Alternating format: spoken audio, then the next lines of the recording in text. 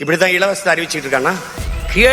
கேடுகட்ட சமூகமடா தம்பி இது. கேடுகட்ட ஆட்சி முறை. 5000 ரூபாய் கொடுக்குறான், 10,000 ரூபாய் கொடுக்குறான். எங்கிருந்து அவங்க அப்பன் சொத்தை வித்துட்டா கொடுக்குறான்? எங்கிருந்து கொடுக்குறான்? இந்த அண்ணன் பாண்டியராஜன் படத்துல ஒரு ஏலம் விடுவாங்க. 2000, 3000, 4000, கடைசியா பிம்பிளிக்கு பிளாப்பிம்பாங்க. 10 லட்சம் கோடி கடனுல நாடு, இதுல இலவசம் வேற பெருமக்க கேடு.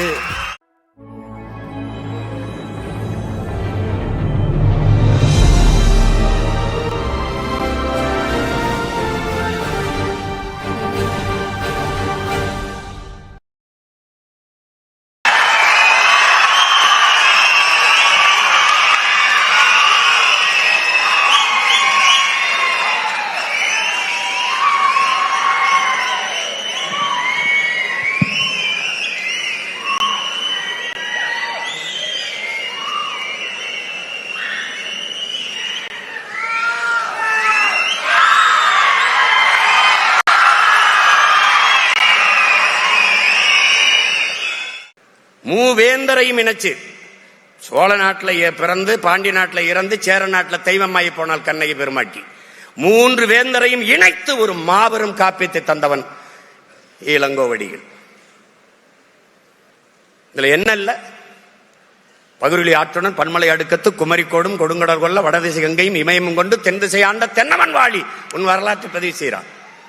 மருங்கு வண்டு சிறந்த ஆர்ப்பம் மணிப்பாடாது பொறுத்து கருங்கையில் கண்விழித்து ஒழுகி நடந்தாய் வாழி காவேரின்னு காவேரியை வரவேற்று பாடுகிறான் இளங்கோ. முல்லையும் குறிஞ்சியும் முறைமையில் திரியும் நல்லி எழுவிழந்து நிலம் நடுக்கமுட்டு பாறை எனும் படிமம் கொள்ளுங்கிறான். எவ்வளவு பெரிய அறிவியல், எவ்வளவு பெரிய புவியியலை பாடுறான் பார். முல்லையும் குறிஞ்சியும் மலையை அழிச்சு காட்டை அழிச்சிட்டீங்கன்னா நிலம் நடுக்குற்று நல் இயல்பை இழந்து பாலை எனும் படிமம் கொள்ளும். இன்னைக்கு என்ன ஆயிருது? ஒரு மலை இல்ல, வெட்டி தின்ட்டான். அதுக்கு பேரு குவாரி. வாரி வாரி மலையை மண்ணை அள்ளி திங்கிறதுனால அதுக்கு பேர் குவாரின்னு வச்சுட்டான். அறிவு சமூகம் சிந்திக்க வேண்டாமா? உன்னால் உருவாக்க முடியாத ஒன்றை உனக்கு அளிக்கிற உரிமையை யார் தந்ததுன்னு கேட்கிறான் இஎஃப் மாஸ்டர். வளங்களை சுரண்டி கொழுப்பதையே வளர்ச்சி என்று கட்டமைத்தவன் யார்? கற்பித்தவன் யார்? காட்டை வெட்டி அழித்தால் நட்டு வைத்து விடலாம், தண்ணீரை உறிஞ்சி வைத்தால் தேக்கி வைத்து விடலாம். ஆனால் மணலையும் மலையையும் யார் உருவாக்குவது? இயற்கையின் அரும்பெரும் கொடை. மலையில்லாத நிலம் பாலைவனமாகி விடும் என்கிற அந்த அடிப்படை அறிவில்லாதவர்களுடைய ஆட்சியை கொடுத்து விட்டு அல்லாடி கொண்டிருக்கிறோம்.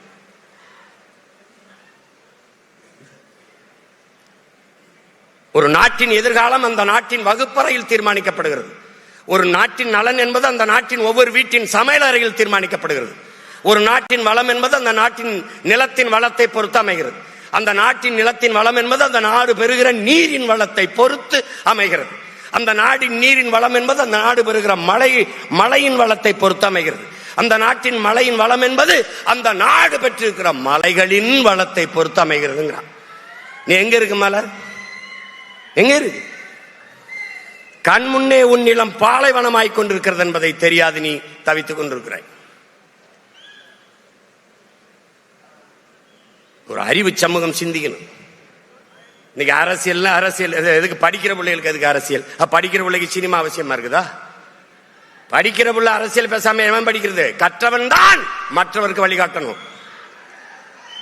வேணாம் வேணாம்னு ஏன் விலை நிக்கணும்? அன்பு பிள்ளைகளே, அரசியலை விட ஆகச் சிறந்த கல்வி உலகத்திலே ஒண்ணும் கிடையாது. அரசியலை கற்பிக்காது கல்வியே இல்லை. பேசிக்கொண்டிருக்கும் போது நம்முடைய வேந்தரையா சொல்றாங்க, அடுத்ததுல இருந்து நம்ம தொடங்குறோம் அரசியல் கற்பிக்கிறதுக்கு ஒரு பிரிவை நம்ம தொடங்குறோம்னு சொல்றாங்க. அரசியல் படிக்கணும், அரசியல் பேசணும். ஏன்? ஒரு மனிதனின் பிறப்பிலிருந்து இறப்பு வரை அனைத்தையும் தீர்மானிப்பது அரசு. நீ என்ன படிக்கணும், என்ன வேலைக்கு போகணும், அந்த எவ்வளவு சம்பளம், அது எந்த ஊர்ல அந்த பணியை செய்யணும், எல்லாவற்றையும் தீர்மானிப்பது அரசு. பிறப்பு சான்றிதழ் வாங்குவது இறப்பு சான்றிதழ் வாங்குவது வரை அனைத்து முடிவெடுப்பது அரசு. மின் கட்டணம் எவ்வளவு, அரிசி எவ்வளவு, பருப்பு விலை எவ்வளவு, எல்லாவற்றையும் நிர்வகிக்கிறது முடிவெடுப்பது யார்? அரசு. அந்த அரசை தீர்மானிப்பது அரசியல். அறிவியல், புவியியல், வேதியியல், உயிரியல் போல அரசியல் ஒரு வாழ்வியல் என்பதை அன்பு தம்பி தங்கைகள் புரிந்து கொள்ளும். அப்ப எல்லாவற்றையும் தீர்மானிக்கிற அரசியலை நாம் தீர்மானிக்க வேண்டும். நாம் தீர்மானிக்கணும். அரசியல் வேண்டாம் என்று நீ விலகி நிற்கலாம், ஆனால் அரசியல் உன்னை விட்டு ஒருபோதும் விலகி நிற்காது என்கிறான் அரிஸ்டாட்டில். அரசியல் வேண்டாம் என்று நீ விலகி நின்றால் நீ யாரை வெறுக்கிறாயோ அவனுடைய ஆட்சியின் கீழே வாழ நேரிடும் பிளாட்டோ. அரசியல் என்ற எண்ணம் இல்லாதவன் மனிதனாக இருக்க முடியாதுங்கிறார் அண்ணல் காந்தியடிகள். ஒவ்வொரு மனிதனின் ஒவ்வொரு சொல்லிலும் அரசியல் பிறக்குதுங்கிறான் புரட்சியாளர் லெனின். அரசியல் வேண்டாம் என்று சொல்வது வானமே இல்லாத பூமியில் நான் வாழப்போகிறேன் என்று சொல்வதற்கு ஒப்பானது. மனித உடலில் இருந்து உயிரை பிரிப்பதும் மனித வாழ்வில் இருந்து அரசியலை பிரிப்பதும் ரெண்டும் ஒன்றுதான். அரசியல் அரசியல் பேசணும். வரிசையில் நின்று வாக்கு செலுத்துறது இல்ல தம்பி, அதெல்லாம் அரசியல். 500,000 வாங்கிட்டு வாக்கு செலுத்துறது இல்ல அரசியல். ஒரு நாட்டின் எதிர்காலத்தை தீர்மானிக்கிற வலிமை மிக்க இயல் அரசியல். அதை புரிஞ்சுக்கணும். பேசு, அரசியல் பேசு. பேசுறான், கேரளால பேசுறான், தேநீர் கடையில எல்லா இடங்கள்லயும் பேசுவான். அதனாலதான் அங்க வாக்குக்கு காசு கொடுத்து வாக்கை வாங்கினார்கள் ஒரு செய்தியை காட்டு பார்ப்போம். இப்படிதான் இலவசத்தை அறிவிச்சுட்டு இருக்கானா? கேடுகட்ட சமூகமடா தம்பி, இது கேடுகட்ட ஆட்சி முறை. நீங்க ஆள் மாறுது, ஆட்சி மாறுகிறது. ஆட்சி முறை மாறுகிறதா உடன் பிறந்தவனே? ஆட்சி முறை மாறுகிறதா? இந்த கட்சி வந்தாலும் சாராயம் இருக்குது, இந்த கட்சி வந்தாலும் சாராயம் இருக்குது. இவன் வந்தாலும் ஊழல் லஞ்சம், இவன் வந்தாலும் ஊழல் லஞ்சம்.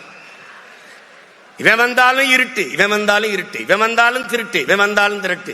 இவன் வந்தாலும் பாலியல் கொடுமை வன்கொடுமை, இவன் வந்தாலும் பாலியல் கொடுமை வன்கொடுமை. என்ன இருக்குது? ஆள் மாறுது, ஆட்சி முறை மாறுகிறதா? ஆட்சி முறை மாறணும். அறிவு சமூகம் சிந்திக்கணும். விழிப்புணர்வு தான் விடுதலையின் முதல் படி. முதல்ல அதப்படி. எங்க விழிப்புணர்வு? உனக்கு சேவை செய்ய வருகிறவன் எதற்காக வாக்குக்கு காசு தருகிறான்? வாக்குக்கு காசு கொடுக்கிற அந்த இடத்திலே ஊழல் லஞ்சத்திற்கான விதை ஊண்டப்படுகிறது என்பதை நீ சிந்தித்தால் அதாண்டா விழிப்புணர்வு. அதாண்டா விழிப்புணர்வு. ஒரு முதலாளி முதலீடு செய்கிறான், ஒரு தொகுதிக்கு 15 கோடி 20 கோடி முதலீடு செய்கிறான் என்றால் மக்கள் சேவைக்கா லாப தேவைக்கா? இதை அறிவு சமூகம் சிந்திக்கணும். எப்படி ஊழல் லஞ்சத்தை ஒழிப்ப? எப்படி ஒழிப்ப? நீ நோட்டை வாங்கிட்டு ஓட்ட வைக்கிற, அவன் அந்த ஓட்டை வாங்கிட்டு நாட்டை வைக்கிறான், அவ்வளவுதான். என்ன மாறுதல் வரும்? என்ன மாறுதல் வரும்? வாக்குக்கு காசு கொடுக்கிற அந்த இடத்திலே மக்களுக்கான சேவை என்பது செத்து போய்விடுகிறது. மாண்புமிக்க ஜனநாயகம் செத்து கேடுகட்ட பணநாயகம் பிறந்து விடுகிறது. இதை ஒழிக்கணும். யாரால முடியும்? ஒன்னால, இங்க இருக்கிற ஒவ்வொருத்தனால. தம்பி, ஒரு வண்டி நிறைய குப்பை, அதை கொளுத்துவதற்கு வண்டி நிறைய நெருப்பு எடுத்துக்கொண்டு எவனும் செல்வதில்லை. ஒரே ஒரு தீப்பெட்டி, ஒரே ஒரு தீக்குச்சி. அப்படின்னா இந்த அரங்கத்தில் எத்தனை ஆயிரம் தீக்குச்சி இருக்காயின்னு பார்த்துக்க. பற்றி எரியணும், புரட்சி தீயாக மாறணும். கட்சி ஆட்சிகளால் இதை சரி செய்ய முடியாது என் உடன் பிறந்தவனே. புரட்சி ஒன்றால் தான் இதை புரட்டி போட முடியும். எப்படிப்பட்ட புரட்சி? வெளிப்படையாகவே அநீதிகளால் கட்டமைக்கப்பட்ட சமூகத்தை தகர்த்து முற்று முழுதாக புதிய ஒரு சமூகம் படைப்பதான் புரட்சிங்கிறான் பகத்சிங். அப்படிப்பட்ட ஒரு சமூகம், அப்படிப்பட்ட ஒரு சமூகம். பாலுக்கு அழாத குழந்தை, கல்வி கேங்காத மாணவன், வேலை கலையாத இளைஞன், இதுதான் என் கனவு இந்தியா என்றான். அடிமை இந்தியாவில் பகத்சிங் வைத்த முழக்கம் விடுதலை பெற்று 80 ஆண்டுகளில் இன்னும் அந்த முழக்கத்திற்கான தேவை அப்படி இருக்கிறது. இப்ப யார் மாற்றுவது? யார் மாற்றுவது? முழுமையான நேர்மை, தூய்மை, எதையும் எளிதில் வென்று முடிக்கக்கூடிய ஆற்றல் பெற்ற இளைஞர்கள் 50 பேர் ஒன்றிணைந்தால் போதும் உலகத்தையே மிகப்பெரிய மாறுதலுக்கு கொண்டு வந்து விட முடியும் என்று வீர துறவி விவேகானந்தர் கற்பிக்கிறார். 50 பேர் ஒன்றிணைந்தால் முடியும் என்றால் 5000 பேர் நீங்க இந்த அரங்கிலே ஒன்றிணைந்திருக்கிறீர்கள். உங்களால் முடியாதா? முடியாதா? மாற்றம் என்பது எங்கிருந்து வரணும்? எனக்குள்ளிருந்து வரணும். என்னில் எந்த மாற்றத்தையும் ஏற்படுத்திக் கொள்ள முடியாத நான் சமூக மாற்றத்தை ஏற்படுத்த முடியாது. நீ இந்த உலகத்தை எப்படிப்பட்ட மாறுதலுக்கு கொண்டு வர விரும்புகிறாயோ அந்த மாற்றத்தை உன்னிலிருந்து தொடங்கு என்கிறார் அண்ணல் காந்தியடிகள். நான் எண்ணிலிருந்து, நீ உன்னிலிருந்து, நாம் நம்மிலிருந்து தொடங்குவோம் மாற்றத்திற்கான தொடக்கத்தை.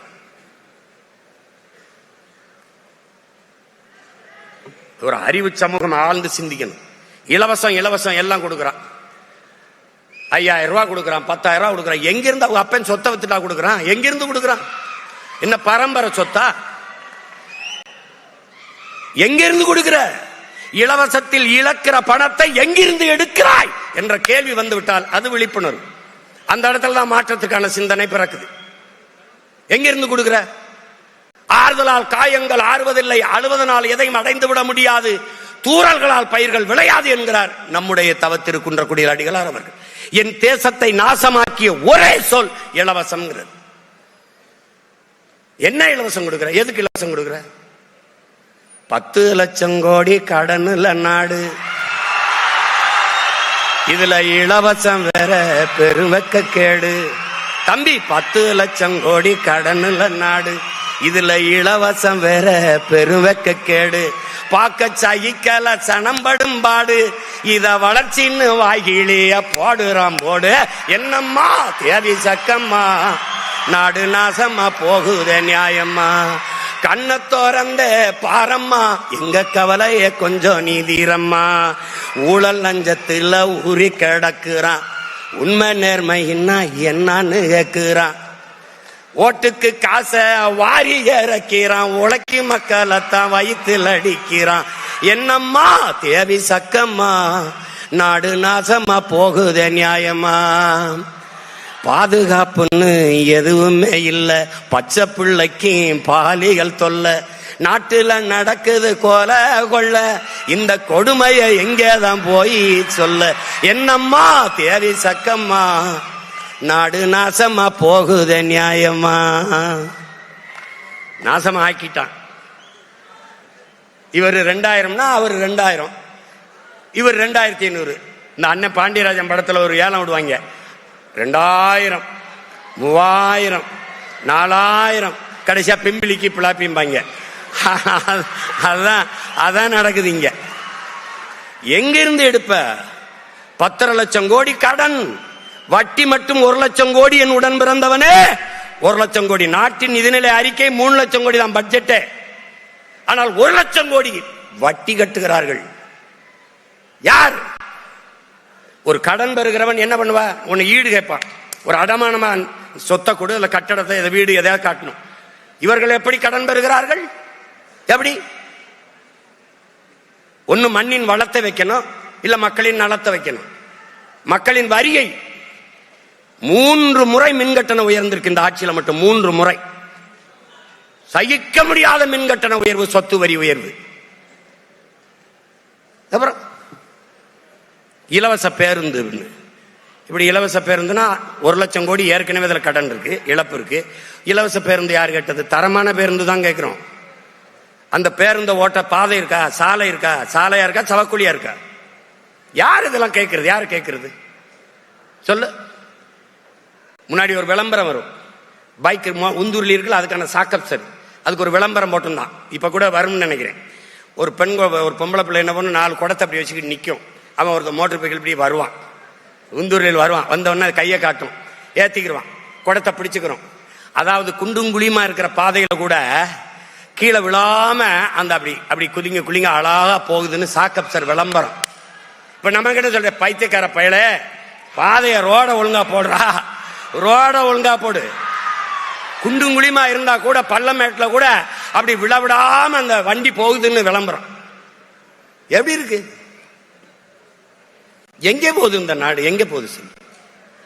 196 லட்சம் கோடி நம்ம நாடு, இந்திய நாடு பெற்றிருக்க கடன்.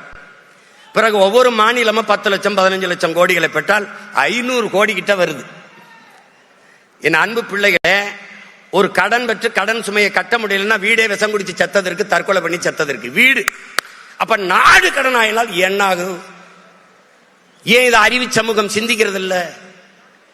இப்படி கடன் பெற்று இந்த 5 ஆண்டு கால ஆட்சியில மட்டும் 4.5 லட்சம் கோடி கடன். கேள்வி என்ன? கடனை வாங்கி மின் உற்பத்தியில் தண்ணீரை அடைஞ்சிட்டீங்களா? தடையற்ற மின்சாரம் கொடுத்துட்டீங்களா?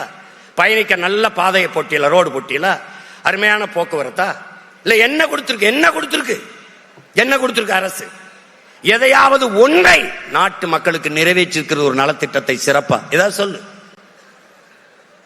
ஒரு நாடு வளர்ச்சி என்று கட்டமைப்பதே கடனின் வளர்ச்சியை தான். வேற என்ன வளர்ச்சி இருக்கு? இவர்கள் கற்பிக்கிற வளர்ச்சி என்ன? நீ பட்னி இருந்து செத்தினா கட்டையில எரிக்காம கரண்ட்ல எரிக்கிறது வளர்ச்சி, டெவலப். டெல்லியில ஒரு இது வந்தது, நான் கூட போட்டு காட்டுறேன் பாரு இந்த வாட்டி. ஒரு அம்மா நிறுத்தத்தில் வண்டியை நிறுத்துது. ஒரு பிச்சைக்காரர் அப்படி கையேந்தி காசு கேட்கிறாரு. அந்த அம்மா கேஷ் நகைங்குது, என்கிட்ட பணம் இல்லைங்குது, ஒன்லி கார்டு, அட்டை தாங்குது. உடனே அவர் பைக்கில் இருந்து ஒரு ஸ்வீப் மிஷின் எடுத்து அப்படி நீட்டுறாப்ல. அந்த அம்மா சிரிச்சுக்கிட்டே அப்படி கிழிச்சு விடுது, அட்டையை கிழிச்சு விடுது. பிச்சைக்காரன் ஸ்வீப் மிஷின் வச்சு பிச்சை எடுக்கிறதல்லடா தம்பி வளர்ச்சி, பிச்சைக்காரனே இல்லாத நாட்டை உருவாக்குவதா வளர்ச்சி. நம்ம எதை நோக்கி நகர்றோம்னு பாரு, எதை நோக்கி நகர்றோம்னு பாரு. இங்கே தேர்தல் அரசியல், கட்சி அரசியல் தான் செய்வார்கள். செயல் அரசியல் கிடையாது, மக்கள் அரசியல் கிடையாது இவர்கள்ட்ட. செய்தி அரசியல், விளம்பர அரசியல் தான் இவர்கள் செய்வார்கள். சேவை அரசியல், செயல் அரசியல் கிடையாது. ஏன் இந்த மாசம் மட்டும்தான், இந்த ஆண்டு மட்டும்தான் கோடை விடுமுறை வருதா? ஏப்ரல் மே இந்த வருஷம் தான் வருதா? அந்த கோடை விடுமுறை செலவுக்கு 2000. ஏன் போன தடவை மே மாசம் வரலையா? கோடை வரல. தேர்தல் வரும்போது நம்ம மேல ஒரு பாசம் வரும்பாரு, அரிய பாசம். வருஷம் பூரா தண்ணியை போடுறது, சலம்புறது, எல்லா வேலையும் பண்றது. கோயில்ல திருவிழா வந்தவொடனே அப்படியே மாலையை போட்டு அப்படியே விரதம் இருந்து அப்படியே தீ மிதிக்கிறது, பக்தியை காட்டுறது. அது கோயில் திருவிழா. இது தேர்தல் திருவிழா, மக்கள்கிட்ட பக்தியை காட்டுறது. நான் வந்தா 2000 தாரேன், நான் வந்தா 3000 தாரேன். இங்க தங்கச்சி எல்லாம் பேசுறாங்க, கூட்டணி ஆட்சி, தனியா, எந்த ஆட்சியா இருந்தாலும் நல்ல ஆட்சியா இருக்கணும், அதுதான் இங்க முக்கியம். இத்தனை கட்சியை கூட்டி சேர்ந்துக்கிட்டு வர மகாராசா, நீ எதுக்கு ஓட்டு காசு கொடுக்குற? நீ தான் நல்ல ஆட்சி கொடுத்துட்டிய. நல்ல ஆட்சி கொடுத்தா நான் என் ஆட்சியின் சிறப்பை பார்த்து எனக்கு வாக்கு செலுத்துங்கன்னு கேட்க வேண்டியது என்ன? கேட்க மாட்டார்கள். அறிவு சமூகம் புரிஞ்சுக்கிறணும். என் அன்பு பிள்ளைகள்,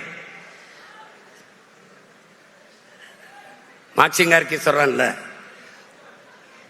போர்க்குணமற்ற உயிரினங்கள் உலகில் பரிதாபகரமானவை, போராட்டமே வாழ்வின் இருத்தலை உறுதி செய்கிறதுங்கிறான். போராடும் போதுதான் மனிதனை பிறக்கிறாங்கிறான். மற்ற இனங்களுக்கெல்லாம் வாழ்க்கையில் எப்போதாவது போராட்டம். நம்ம இனத்திற்கு வாழ்க்கையே போராட்டமாக மாறி நிற்குது. போராட்டமே வாழ்க்கையா மாறி நிற்குது. ஆசிரியர் வீதிக்கு வந்துட்டான், சம்பளம் கொடுக்க முடியல. பகுதி நேர ஆசிரியர் பணி நியமனம் கேட்கிறான். உயிரை காக்கிற மருத்துவர்கள் வீதியில் நிற்கிறாங்க. உயிரை காக்கிற சேவை பெண்கள், செவிலியர்கள் வீதியில் நிற்கிறாங்க. உலகத்திற்கு உணவு கொடுக்கிற, வேர்வை சிந்தி விளைய வச்ச நெல்லை கொள்முதல் செய்து சேமிப்பு கிடங்களே சேமிக்காது சாலையில் போட்டு முளைக்க விட்டுட்டீர்களே என்று வேர்வை சிந்தி உழைச்சவன் கண்ணீர் சிந்திக்கு நிற்கிறான் வீதியில. வேளாண் குடிமகன், மீனவன் கடலுக்குள்ளே மீன் பிடிக்கிற உரிமை இழந்து நிற்கிறான். எல்லாரும் வீதியில் வந்து போராடுகிற போது இவர்கள் சொல்கிறார்கள், நாங்கள் நல்லாட்சி கொடுத்து கொண்டிருக்கிறோம் என்று. ஆசிரியர்கள் கேட்கிற அந்த சம்பளர்கள், சமவேளை சம வாய்ப்பு சம்பளம் கொடுன்னு, அதுக்கு வெறும் 58 கோடி தான் தேவைப்படுது. ஆனா 6800 கோடியை இவர்கள் இலவசமாக கொடுக்கிறார்கள். ஒரே நாள்ல 1 கோடியே 31 லட்சம், வங்கி கணக்கில் 5000 போகுது. யாரு காசு? யாரு காசு?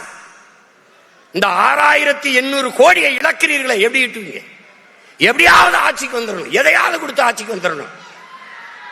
அதனாலதான் அன்பு பிள்ளைகளே, இவர்களின் நோக்கம் நம்மை ஏமாற்றுவது, நம்முடைய நோக்கம் இந்த நிலையில் இருந்து மாற்றுவது. இதுதான் புரிஞ்சுக்கணும்.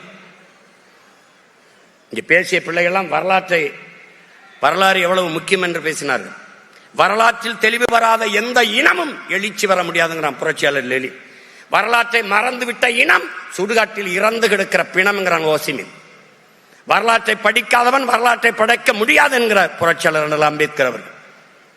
வரலாறு தான் ஒவ்வொரு இனத்திற்கும் வழிகாட்டு. அதனால்தான் எங்க தலைவர், சத்தியம் நமக்கு சான்றாக இருக்கிறது, வரலாறு நமக்கு வழிகாட்டுகிறது என்கிறார். வரலாறு என் வழிகாட்டி என்கிறார். அதைத்தான் உங்கள் உடன் பிறந்தவன் சொல்கிறேன். வேற இழந்த மரமும் வரலாற்றை இழந்த இனமும் வாழாது, வரலாற்றை மறந்த இனமும் வாழாது. வரலாறு தான் ஒவ்வொரு தேசிய இனத்திற்கும் வழிகாட்டும் என்பதை என் அன்பு பிள்ளைகள் புரிந்து கொள்ளணும். வரலாறு என்பது தலையில் கிரீடம் சுமப்பதும் பளபளக்கும் பட்டாடைகள் அணிவதும் அல்ல, தழும்புகளை தடவி பார்த்து தவறுகளை திருத்திக் கொள்வதுதான் வரலாறு. அதுக்குத்தான் வரலாறு. நாம் எங்கே வாழ்ந்தோம், எங்கே வீழ்ந்தோம் என்பதை. என்னால் படிப்பறிவை விட பட்டறிவு மேலானது. என் உடன் பிறந்தவனே, பட்டறிவு மேலானது. அதான் சொல்றேன், மாணவர்களுக்கு சொல்றான் மார்க்ஸ், நீங்க படித்த ஆசிரியர்கிட்ட படிக்காதேன்றான். அப்ப என்ன செய்யலாம்? படித்துக் கொண்டிருக்கிற ஆசிரியர்களிடம் கற்றுக்கொள்ளுங்கிறான். நாங்க தான் படிச்சுட்டோமே, எம்எஸ்சி, எம்ஃபில், எம்எட். இப்ப என்ன படிக்கிற? வாசிப்பது என்பது சுவாசிப்பது போல இருக்கணும், தினம் படிக்கணும். அண்ணல் அம்பேத்கர் சொல்றாரு, அன்பு பிள்ளைகளே, அறிவை தேடி ஓடுங்கள், நாளைய வரலாறு உங்கள் நிழலை தேடி ஓடி வரும். ஒரு மனிதன் வாழ்நாளில் 10,000 புத்தகங்கள் படித்திருக்க வேண்டும், 10,000 மைல்கள் பயணம் செய்திருக்க வேண்டும் என்று சீன பொன்மொழி சொல்லுதுன்னு பயணம்ங்கிற நூல் ஐயா இறையன் எழுதியிருக்கார். நீ படிக்கணும். 10,000 புத்தகங்கள் வாழ்நாள் முழுக்க படித்திருக்க வேண்டும் என்கிறார். ஆனால் உலகிலே 64,000 புத்தகங்களை படித்த ஒருவன் நம்முடைய அண்ணல் அம்பேத்கர் அவர்கள் என்பதை அறிவு சமூகம் புரிந்து கொள்ளும். படுக்கிற இடம் கூட படிக்கிற இடத்திற்கு அருகில் இருக்க வேண்டும். நூலகம் எங்கு இருக்குதோ அதற்கு அருகிலே அறை எடுத்து தங்கிய மகான் நம்முடைய அண்ணல் அம்பேத்கர் அவர்கள். ஆஸ்திரேலிய நாட்டிலே அந்த நாட்டின் பிரதமர் உலகின் தலை சிறந்த கல்வியாளன் சிலையை திறக்கப் போகிறோம் என்றார்கள். எல்லோரும் எதிர்பார்த்து காத்திருந்தார்கள். அன்பு தங்கைகளே, தம்பிகளே, அவன் வாகனம் ஓடிக்கொண்டே இருந்தது. போய் அந்த அரங்கிலே ஆகச்சிறந்த உலகின் தலை சிறந்த கல்வியாளன் சிலையை திறந்தார். ஒரு சிவப்பு துணியிலே, பட்டு துணியிலே போர்த்தி வைத்திருந்தார்கள். அந்த சிலையை திறந்தால் அது புரட்சியாளர் அண்ணல் அம்பேத்கர் சிலை என்பதை அறிவு சமூகம் புரிந்து கொள்ளும். அவர்தான் சொல்றார், அதிகாரம் மிக வலிமையானது என்கிறார். அதை படித்த உங்கள் உடன் பிறந்தவர்கள் அதிகாரம் மிக வலிமையானது, அடைந்து விட்டால் அனைத்தும் எளிமையானது என்ற முழக்கத்தை பின்னாடி சேர்த்தோம். இழந்துவிட்ட உரிமைகளை பிச்சை கேட்டு பெற முடியாது, போராடித்தான் பெற்றாக வேண்டும் என்கிற முழக்கத்தை முன்வைத்தவரும் அவர்தான். இருக்கிற உரிமைகளை காக்க, இழந்த உரிமைகளை மீட்க நமக்கு இருக்கிற ஒரே வழி அரசியல் விடுதலை. இங்கே வந்த கட்சிகள் எல்லாம் அரசியல் விடுதலை என்று பேசி வந்தார்கள். பிறகு அரசியல் வியாபாரமாக மாற்றி நீத்திருக்கிறார்கள். எங்க சீட்டு நோட்டு அதிகம் வருதோ அங்க போய் கூட்டணி வைக்கிறது. அப்ப கூடி கொள்ளையடிச்சா சரியாயிருதா? கூடி எல்லாரும் சேர்ந்து கொலை பண்ணா கொலை சரியாயிருமா? நாங்க தனித்து நிற்கிறோம் என்றால் தனித்து நிற்கிறோம், தனித்துவத்தோடு நிற்கிறோம், உயர்ந்த தத்துவத்தோடு நிற்கிறோம். கொள்கையில் தெளிவு, குழப்பமில்லா முடிவு. எங்கள் ஒரே நோக்கம், எங்கள் திருநாட்டில் எங்கள் நல்லாட்சி, உலகத்தின் தலை சிறந்த நாடாக என் தாய் நாட்டை மாற்றி படைப்பது. பசி, பஞ்சம், ஊழல், லஞ்சம், கொலை, கொள்ளை, சாதிய இழிவு, தீண்டாமை, அடக்குமுறை, ஒடுக்குமுறை, பெண்ணி அடிமைத்தனம், வளக்கொள்ளை, மதுமத போதை ஏதுமற்ற ஒரு தூய தேசம், புதிய ஒரு தேசம் செய்வோம், மக்கள் புரட்சியால் அதை உறுதி செய்வோம் என்ற முழக்கத்தை முன்வைத்து உங்கள் பிள்ளைகள் இந்த களத்திலே உங்கள் உடன் பிறந்தவர்கள் நிற்கிறோம். அதெல்லாம் அறிவு சமூகம்.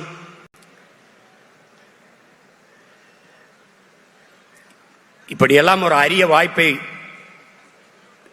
தமிழ் இனத்தில் முன்னவர்கள் செய்யறதுக்கு யாரும் இல்லை. பணம் இருக்கிறவன்ட்ட இன உணர்வு, மான உணர்வு இருக்காது. மான உணர்வு, இன உணர்வு கொண்ட பணம் இருக்காது. இங்க இரண்டும் இருக்கிற ஒரே ஒரு மனிதன் நம்ம இடத்தில் வாழ்கிறார் என்றால் நம்முடைய பாரிவேந்தர் ஐயா அவர்கள் தான். அந்த பாட்டில் தாயே, தமிழ் தாயே எங்களை மன்னிச்சுக்க, தமிழ்நாட்டை ஆள்றதுக்கு ஒரு தமிழ் இல்லையானு எங்க ஐயாவுடைய குறைய போக்கத்தான் அவர் பிள்ளை தொடர்ந்து போராடிட்டு இருக்கேன். தொடர்ந்து போராடிட்டு இருக்கேன். பல பேர் என்னையும் காலி பண்றதுக்கு எப்படியாவது அந்த கூட்டணிக்குள்ள போயிரு, எப்படியாவது போயிரு. அவங்க வந்து பேசுறதெல்லாம் பாருங்க, இவ்வளவு கோடி கொடுக்குறோம், இவ்வளவு 1000 கொடுக்குறோம், இத்தனை 1000 கோடி கொடுக்குறோம், இவ்வளவு பதவி கொடுக்குறோம், நீங்க நல்லா இருப்பீங்க, நான் நல்லா இருப்பேன், நாடு மக்களுக்கு நாசமாயிருவாங்க, பரவாயில்லையா? எப்படி இருக்கு பாருங்க. பதவி என்பது மக்களுக்கான உதவியா இருக்கணும். மக்களை வைத்து பிழைப்பதல்ல அரசியல், மக்களுக்காக உழைப்பதுதான் அரசியல். இந்த கோட்பாட்டை பிரிந்து கொண்டு ஒரு தலைமுறை வரணும். மாசத்துங்க சொல்றான், இந்த உங்களை மாதிரி இருக்கிற பல்லாயிரக்கணக்கான இளைஞர்களை கூட்டி வச்சு சொல்றான். என்ன சொல்றான்? எல்லாரும் எழுதி வச்ச எழுதாத வெள்ளைத்தாள்களை எனக்கு தாருங்கள்ன்றான். ஏன்னு கேட்கிறான். எல்லாரும் எழுதி வச்சதுல நான் என்ன புதுசா எழுதினாலும் அது சரியா வராது. நான் ஆகச்சிறந்த ஒன்றை எழுத போகிறேன், அதனால் எனக்கு எழுதாத வெள்ளைத்தாள்களை தாருங்கள். அப்படி எழுதாத வெள்ளைத்தாள்கள்கிட்ட வந்து பேசுறது காரணம் அதுதான். அண்ணன் பேசுனது உங்களை மகிழ்வித்தான் நானும் மகிழ்வேன். ஒரு நொடியேனும் சிந்திக்க வைத்தால் நான் பிறந்த பயனை அடைவேன். உடன் பிறந்தவனே, நான் பிறந்த பயனை, என் பிறவி பயனை அடை. இதனால ஒரு அறிவு சமூகம், உங்கள் கல்வி, உங்களுடைய ஆற்றல் இந்த சமூகம் மாறுதலுக்கு வித்திட வேண்டும். இந்த சமூக மாறுதலுக்கு நீங்கள் பாடுபட வேண்டும். தன்னலமற்று உண்மையும் நேர்மையுமாக இந்த மண்ணுக்கு மக்களுக்கும் உழைக்க வேண்டும் என்கிற உறுதியோடு என் அன்பு பிள்ளைகள் வர வேண்டும். இன்று அறிவு கருவறையில் இருக்கிறீர்கள். நாளைக்கு இந்த கல்வியை கொண்டு இந்த தமிழ் சமூகத்தின் மாறுதலுக்கு, அதன் உயர்விற்கு நீங்கள் அரும்பாட ஆற்ற வேண்டும் என்ற அன்போடு உங்களை வேண்டுகிறேன். வாக்கு என்பது வலிமை மிக்க ஒரு ஆயுதம். மதிப்புமிக்க நம் உரிமைகளை சில ரொட்டி துண்டுகளுக்காக விற்பதென்பது அவமானகரமானது என்கிறார் அண்ணல் அம்பேத்கர். என் அன்பு பிள்ளைகளே, நீங்கள் உங்களை சார்ந்த உறவினர்கள், நண்பர்களிடத்திலே சொல்லுங்கள், வாக்கை விற்பது கூடாது. கொள்கை இல்லாத அரசியல் பாவம் என்கிறார் அண்ணல் காந்தியடிகள். கொள்கை இல்லாத அரசியல் வியாபாரம் என்கிறார் நம்முடைய தாத்தா தெய்வ திருமகன் முத்துராமலிங்க தேவர் அவர்கள். இதை இரண்டையும் நாம் செய்யக்கூடாது என்கிற எண்ணம் உங்கள் எல்லோருக்கும் இருக்க வேண்டும். நீங்கள் என் அன்பு பிள்ளைகளே, உங்களுக்கிடத்திலே உங்கள் உடன் பிறந்தவன் கேட்கிறேன், பொழுதுபோக்கு தளத்தில் இல்லாது போராட்ட களத்தில் உங்களுக்கான தலைவனை தேடுங்கள். காத்தடிக்கிற திசையெல்லாம் பறந்து போகிற பதராக இல்லாமல் புயலே அடித்தாலும் அதே இடத்தில் கிடக்கிற வீரியமிக்க நெல்மணிகளாக இருங்கள். நீங்கள் மாசேத்துங் சொன்னது போல இந்த நாடு உங்களுடையது, எங்களுடையதும் கூட, ஆனாலும் நாடு உங்களுடையது என்று இளைஞர்கள்டே அவன் சொன்னதை என் உயிர் தம்பி தங்களிடத்திலே உங்கள் அண்ணன் சொல்லுகிறேன். இந்த நாடு உங்களுடையது. இந்த நாட்டை வளமையான ஒரு புரட்சிகரமான நாடாக மாற்றி படைக்க வேண்டிய பொறுப்பும் கடமையும் உங்கள் ஒவ்வொருவருக்கும் கையளிக்கப்பட்டிருக்கிறது என்பதை உணர்ந்து கற்றறிந்த மேன்மக்களாக வந்து இந்த நாட்டை மேம்படுத்த அரும்பாடு ஆற்றுங்கள்.